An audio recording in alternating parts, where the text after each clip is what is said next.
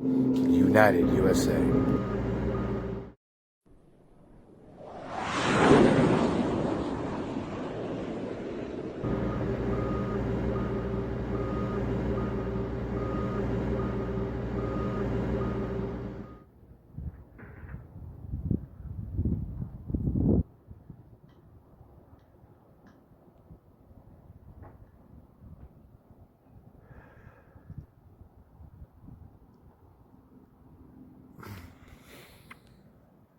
What's up, YouTubers? How's it going? Happy Saturday. Another beautiful day in the Valley of the Sun. Absolutely gorgeous out here. Oh man, beautiful Camelback Mountain, Scottsdale, Arizona. Man, I love it up here. So beautiful. Sometimes I just like to take a ride up here. Just kind of chill for a minute, taking the view. It's peaceful, you know? Some of my comments in recent months have been getting deleted. Made a video about a lot of the police officers around the United States that are rejecting the jab mandates. A lot of police officers, firefighters, nurses, airline pilots. I mean, the list goes on and on. The people who are quitting their jobs or resigning or retiring early because they just don't feel comfortable,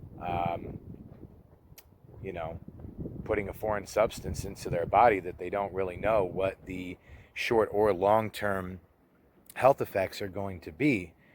And that's our right to choose. And one of the things I wanted to talk about is the abortion issue, right? What do you usually hear leftists and liberals saying when it comes to the topic of abortion? They say, oh, it's my body, it's my choice. Okay, well, I don't agree with that because in the case of abortion, you're not choosing for your body, you're choosing for another body that's within your body, choosing for another life within your life, right? But if we're going to base it on that premise, then there can't be any double standards, right? If it's my body, my choice, and I have a choice on what I'm going to do with my body, my health, my choices for my health, my own medical care, I should have a say-so. You should have a say-so, don't you think? Can't even believe that we're actually at the point where in society this is happening, where we're actually having this conversation, you know? But nonetheless, it is an important conversation that definitely does need to take place because it is your body, it is your choice when it comes to this particular issue and your own health. The contradiction is the powers that be say, well, it's not about you, it's about other people, and you're not necessarily taking the shot to protect yourself, you're doing it to protect other people, your neighbors and coworkers. And well, let's just say that's true. It sounds more like a guilt trip and a power play and more manipulation is what it feels like and seems like, because if you know your body and you know your health, if you know that you're sick or you have issues or you feel immune system compromised or you have certain aspects of health issues that you're dealing with, it's kind of like when the flu season comes around, right? If you're sick, you don't go to work, right? That's your responsibility to know that you're not well enough to be out and be around people because you might be contagious, with the flu, right?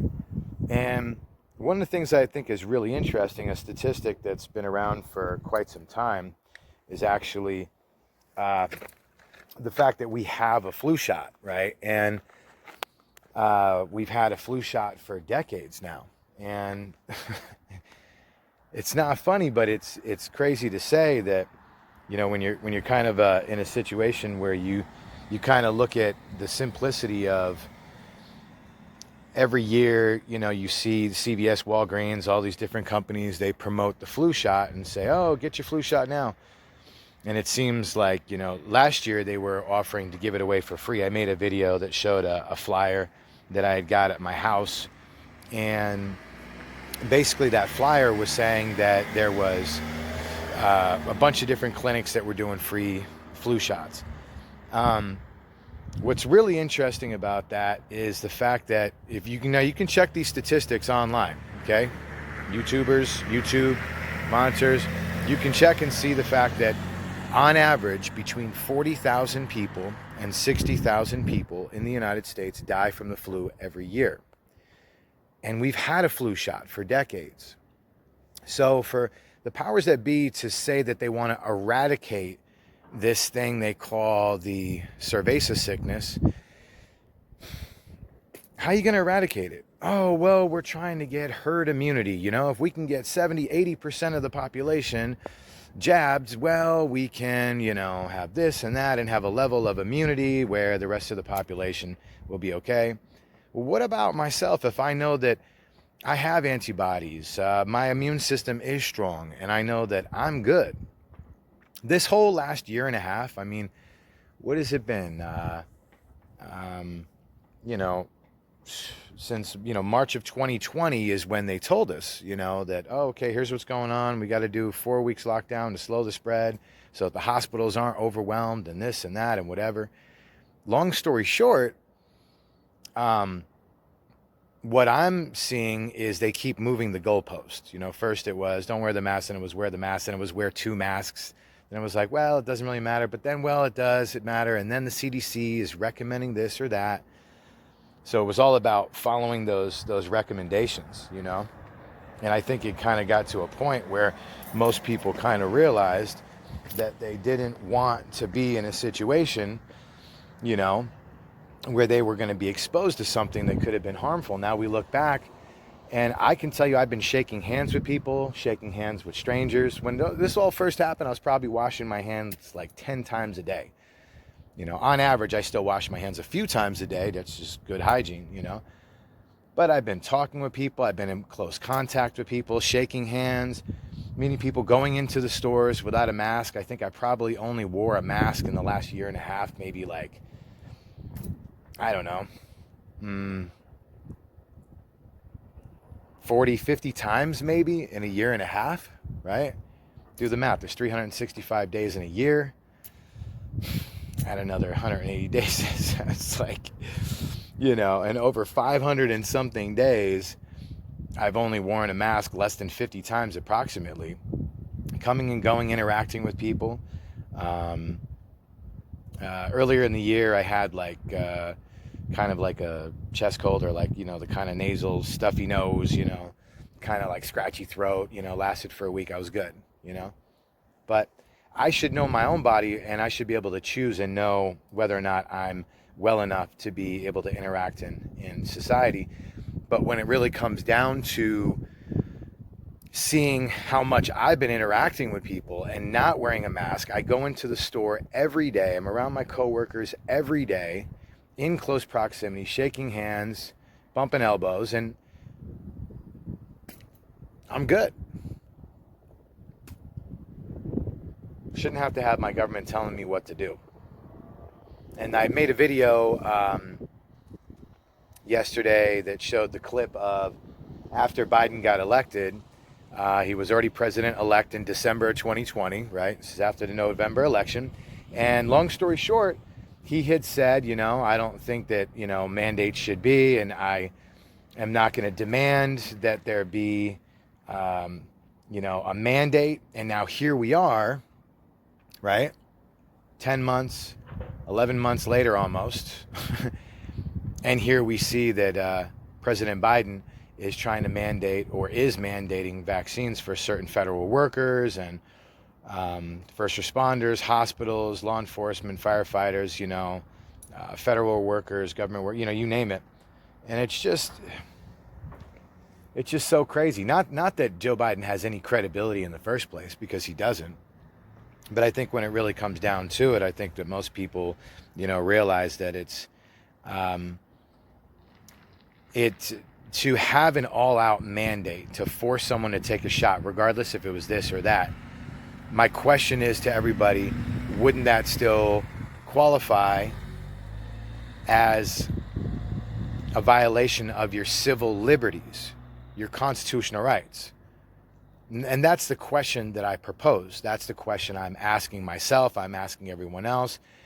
Is that a violation of your civil liberties? Regardless if you're not even from the United States and you live in another country, is that a violation of your human rights, the right to choose for yourself what's right?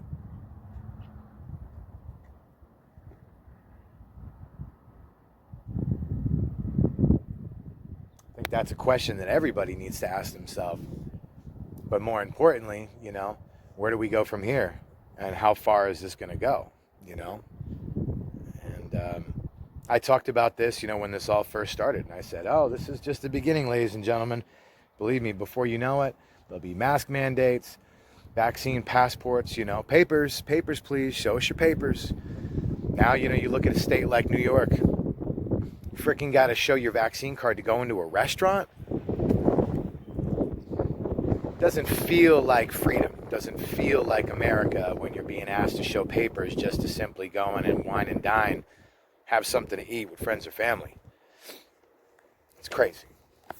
Unbelievable. But, hey, what can you do? What can we do?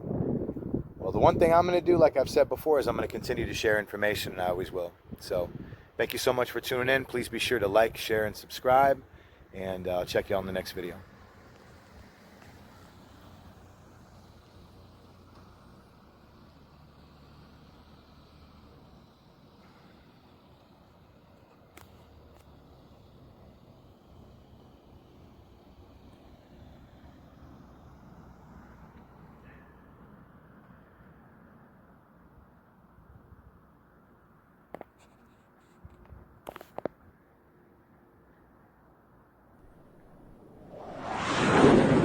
If you understand what I'm saying, whether you agree or not, just if you relate to what I'm saying, please like, share, and get it out there.